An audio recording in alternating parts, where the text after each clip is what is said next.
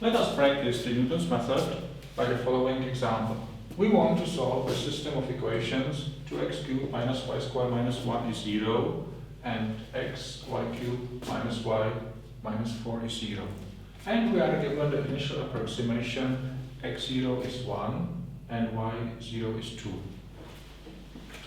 So first we can consider the left-hand side of the first equation as a function f, 2x cubed minus y squared minus 1, and the left-hand side of the second equation as a function g, namely x y cubed minus y minus 4. We evaluate the two functions at the point 1, 2, and we have 2 minus 4 minus 1 is minus 3, and g at the point 1, 2 is 8 minus 2 minus 1, which is 5. 8 minus 2 minus 4, which is 2. And then we need the partial derivatives. So the Jacobi matrix of the partial derivative is f with respect to x, which is 6x squared, f with respect to y, which is minus 2y, and on the second row there are derivatives of the second function g. G derivative with respect to x is y cubed, and with respect to y, 3xy squared minus 1. Then we evaluate the Jacobi matrix at the point 1, 2. When x is 1, this is 6, y is 2, so minus 4, y is 2, so this is 8, and finally we have 12 minus 1, which is 11.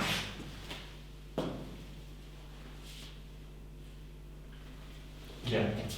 Then we want the inverse matrix. So first we compute the determinant of the Jacobi matrix, which is 6 times 11 plus 4 times 8, which is 32, which is 98.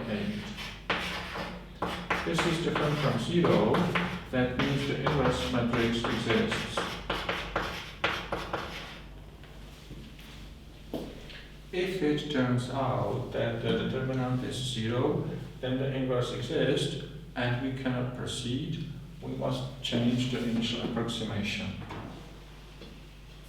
Well, and then the inverse matrix is 1 over the determinant. And for a 2 by 2 matrix, it's easy to find the inverse. We swap these two numbers, 6 and 11. And we multiply these two by minus 1.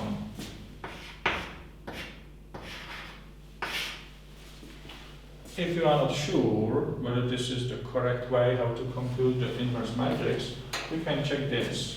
If we have the matrix ABCD and we multiply by DA minus B minus C, that means we interchange A and D, and we multiply these two entries by minus 1, then the product of these two matrices is AB minus BC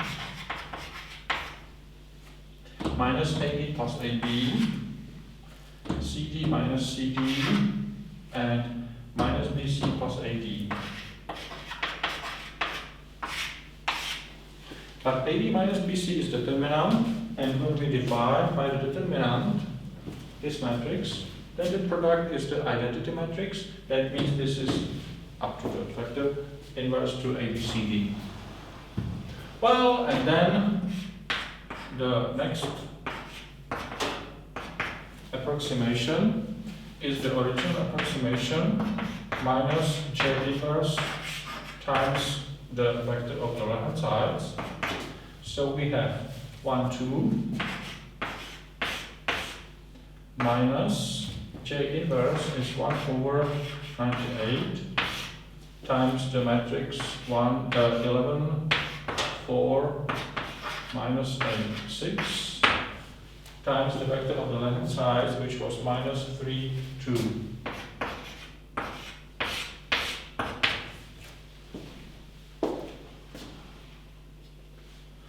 Well, and when we compute this,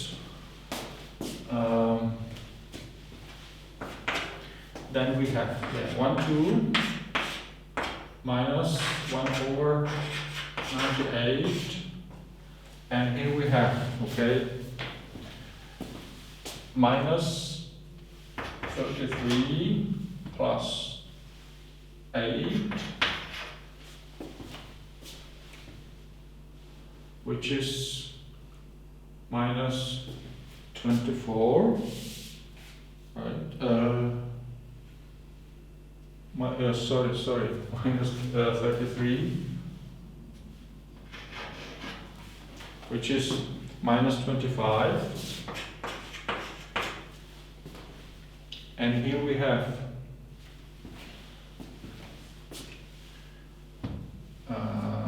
24 plus 12, which is 36.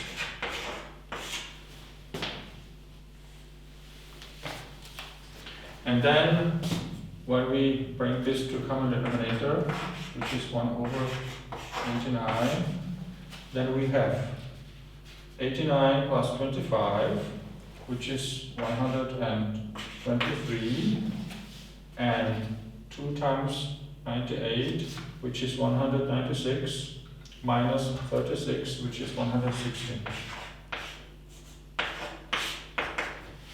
So the first component is 123 divided by 98 and 160 divided by 98, which is approximately 1.2551 for x and 1.63265 for y. So this is x1 and this is x2. If we continue and if we perform several steps, then we come very close to the solution, which is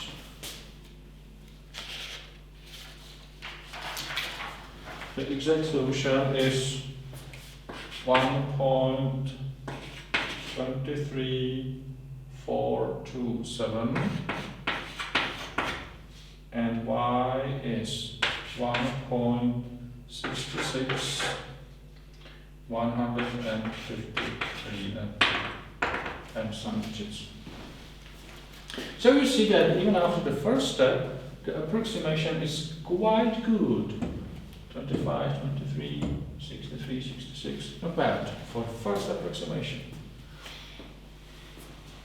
So this is how to use Newton's method for a system of two equations. And this can be used even for higher or larger systems. What we need is the same number of unknowns as the number of equations. Yeah. Now I will show you the graphical method.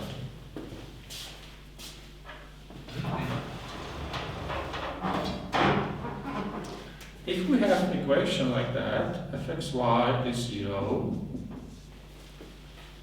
then one equation for two unknowns has, in a typical case, infinitely many solutions, and they form a curve in the xy plane.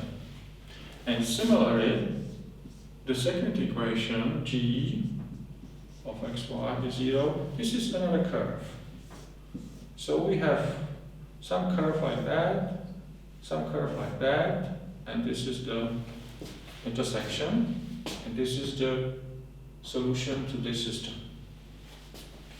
For some functions f and g, it is easy to sketch the curve.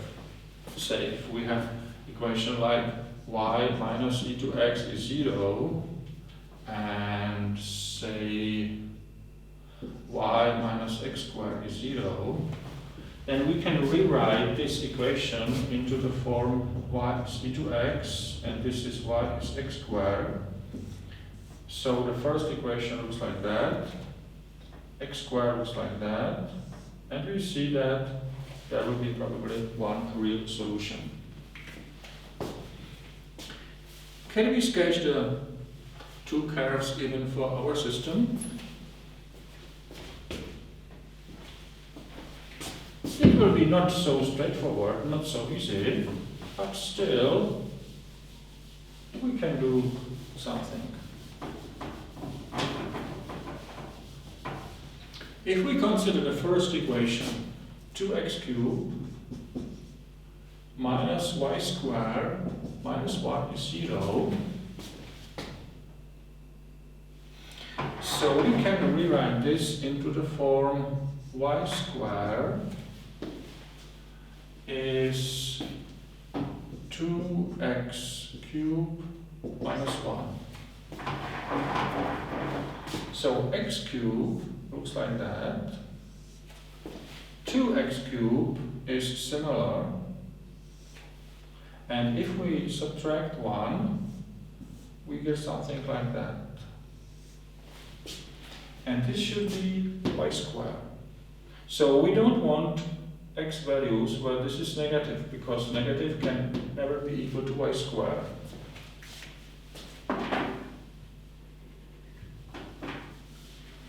So we want 2x cubed minus 1 to be at least 0. That means 2x cubed to be at least 1. That means x cubed to be at least 1/2. That means x being different or equal to cube root of 1/2. And then, if this is non-negative, then y is the square root of that, well, and we get a curve like that.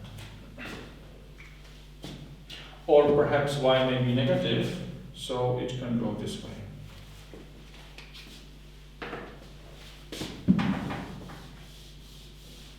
So this is the curve, such that these points describe the infinitely many solutions of this equation. By the way, this is elliptic curve, and elliptic curves are used to build operations that are difficult to inverse, to invert. And this is used in cryptography, in Bitcoin, in secure communication, and things like that. Let's have a look at the second equation. xy cubed minus y minus 4 is 0. Here it is not easy to express y in terms of x, but on the other hand it will be very easy to express x in terms of y. Because then we have xy cubed being y plus 4, and so x is y plus 4 divided by y cubed.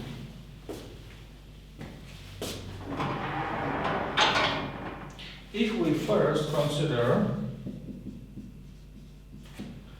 the function y is x plus 4 divided by x cubed, then if we sketch the graph of this, and then we swap x and y, that means we consider the mirror image with respect to the line x is y, we get this curve. Okay, what about this one?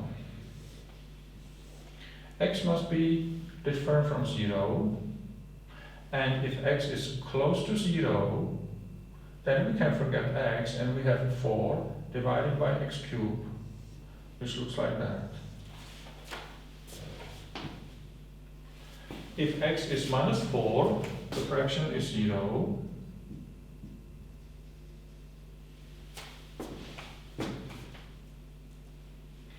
And for large x, this goes to infinity, but x cubed wins and the fraction goes to 0.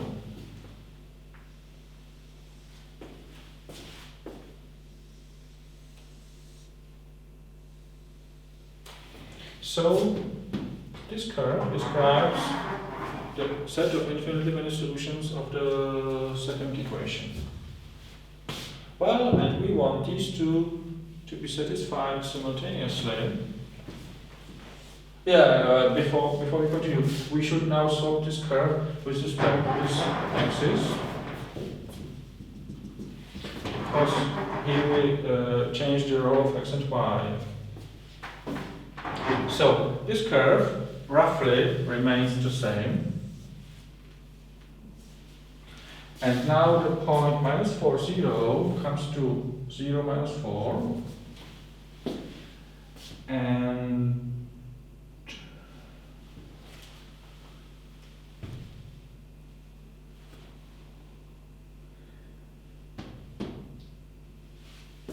now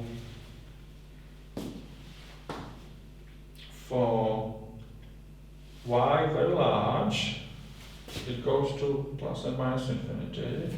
So for x very large, it goes to plus and minus infinity.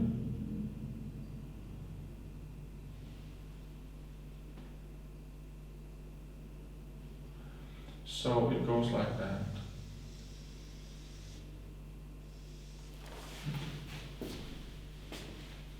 So this is, this is the set of solutions to this equation, and we want also satisfy the first equation, so it looks like that.